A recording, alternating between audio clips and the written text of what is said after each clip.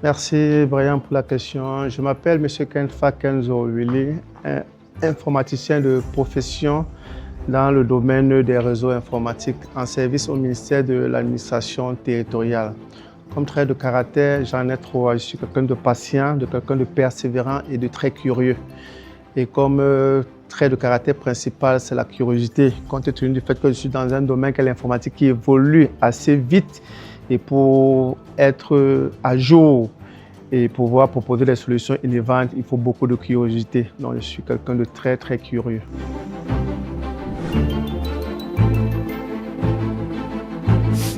Trois raisons fondamentales m'ont amené à participer aux ateliers Kaizenmi. La première raison, c'est mon environnement professionnel. Comme je l'ai dit tantôt, je suis en service au ministère de l'administration territoriale, dans un environnement où on a beaucoup de personnes épuisantes autour de nous. Il y a beaucoup de frustration et parfois même le travail que vous faites n'est pas vraiment reconnu à sa juste valeur. Vous faites parfois du travail où c'est les autres qui ont des retombées par rapport à ce travail-là. Ça, c'est la première raison. La seconde raison, ce sont les articles du blog Kaizenmi. En date du 6 juin 2025, je reçois de M. Ebongo, l'auteur des articles dans le blog Kaizenmi, le lien du blog. Je suis allé, je me suis rendu compte que tous les articles du blog étaient catégorisés. Nous avons des catégories sur la créativité, sur le physique, sur les leçons de vie, sur les décisions et plein d'autres catégories. En parcourant la plupart de ces articles, j'ai l'impression que c'est de ma vie qu'il était en train de relater dans ces différents articles. C'est comme si j'ai eu à lui raconter vraiment ma vie et qu'il essayait de mettre toute ma vie dans ces articles-là. Là, c'est la deuxième raison. La troisième raison, c'est M. Bongo lui-même. C'est un ami de vieille date et c'est quelqu'un qui aime voir des choses en grand. C'est quelqu'un qui aime vraiment transmettre son savoir aux autres. Il a cette particularité de rendre les choses les plus difficiles, faciles, quand il faut le transmettre. Donc, fort de tout cela et autres, là, lorsqu'il m'a parlé de l'atelier, j'ai dit que waouh, voir l'opportunité qu'on me donne pour pouvoir sortir vraiment de ma zone de confort et passer à autre chose. Donc, lors de cet atelier, j'espérais rencontrer de nouvelles personnes, des personnes qui ont les mêmes objectifs que moi, avoir des outils et des techniques pour pouvoir savoir comment gérer les personnes épuisantes, pour savoir comment gérer les frustrations, bref, améliorer sa vie quotidienne et professionnelle et personnelle.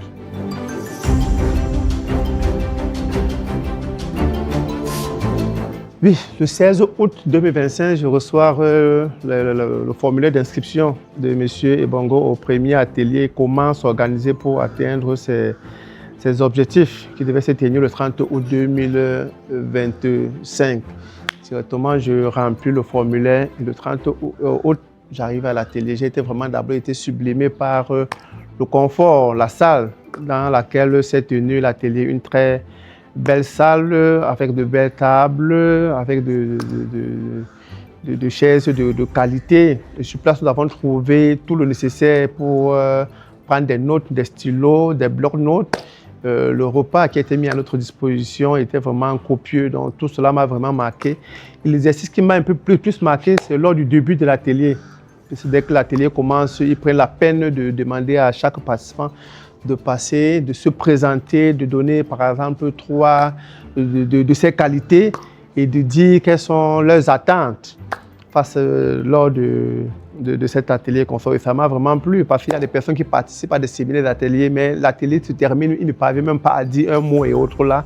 Cette expérience de permettre aux gens qui ne savent pas s'exprimer en public de pouvoir se présenter, de pouvoir parler devant les autres, ça m'a beaucoup inspiré et ça m'a beaucoup touché. Autre chose qui m'a touché, c'est lors des travaux même pratiques, lors de l'atelier, on a demandé de dresser une matrice SWOT qui demandait à chaque apprenant de pouvoir dire quelles sont ses forces, ses faiblesses, ses opportunités et ses menaces. Ça m'a vraiment touché de savoir que lorsqu'il fallait énumérer les menaces, presque toute la salle, 90% des personnes dans la salle avaient une menace qui est la procrastination, qui est vraiment une menace qui me gênait beaucoup. Je croyais que j'étais le seul à vivre cela. Ça m'a touché de savoir que presque toute la salle était vraiment victime de ce malaise-là qu'est la procrastination. Ça m'a redonné encore confiance en moi de savoir que non, je ne suis pas seul et qu'ensemble, nous allons pouvoir relever ce défi.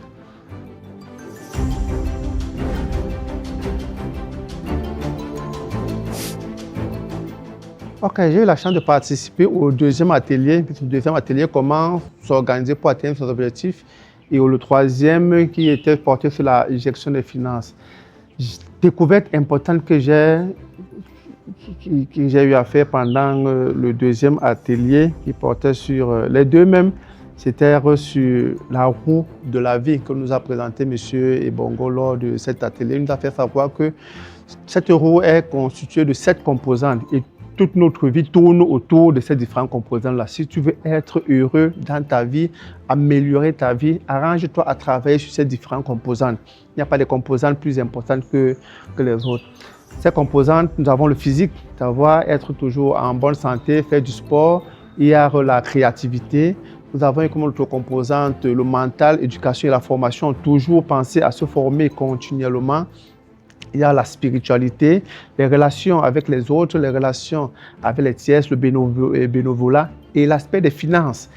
Comme vous savez, en finance et autres, là, c'est important de pouvoir avoir le minimum dans la vie pour être heureux. Bref, toutes ces composantes, nous devons travailler sur ces différentes composantes pour pouvoir être épanouis. Donc, c'est une roue de la vie que je ne savais pas que ça existait et que je l'ai découvert pendant l'atelier.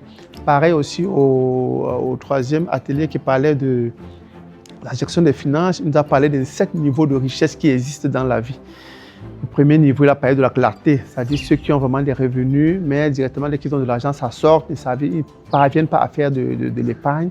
Deuxième niveau, il nous a parlé de l'autonomie, ceux qui ont quand même des épargnes, quand même comme ce n'est pas encore considérable.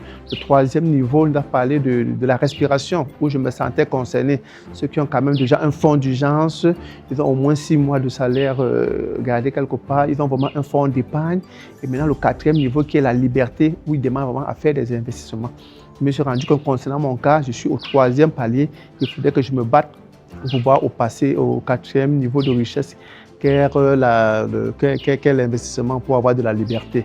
Ensuite, le cinquième palier, il nous a parlé de l'indépendance. Le sixième palier qui est de l'abondance. Et le septième qui est le top, c'est-à-dire la richesse optimale. C'est des choses que je ne savais pas que ça existe.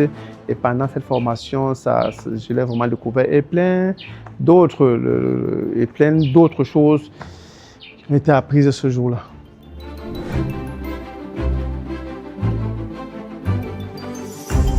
Merci. Dans mon quotidien, à la sortie de cet atelier, des résolutions ont été prises, notamment appliquer la règle 50-30-20. C'est-à-dire 50% de mes revenus vont gérer peut-être les charges incompressibles, loyer, factures et consorts. 30% peut-être pour l'investissement et 20 à 30%. C'est-à-dire j'ai décidé de mettre 20 à 30% de mes revenus mensuels à l'épargne.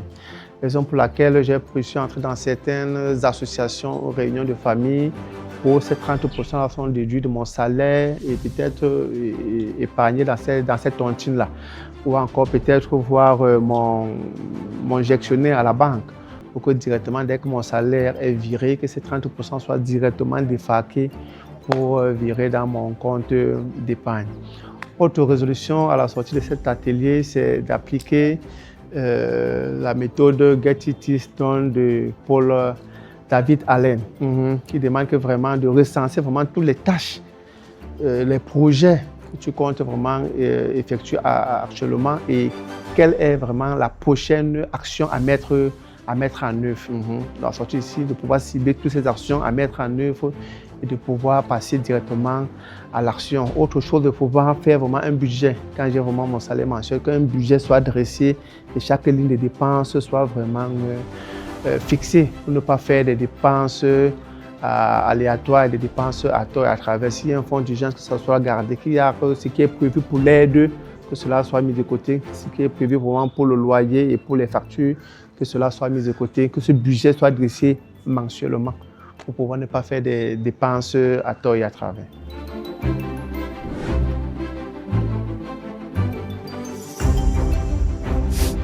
Je lui dirais que hésiter, c'est normal d'hésiter. Que chaque fois quand tu veux passer à un autre palier de ta vie, il y a toujours cette force qui veut que tu restes au même endroit.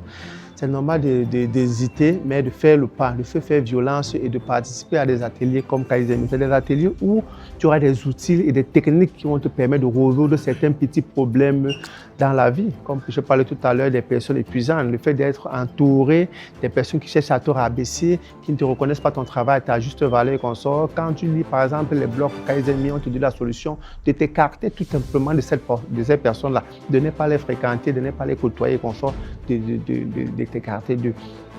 Pareil, lorsque tu lis toujours dans le blog, il y a un article où on parle des retours d'expérience.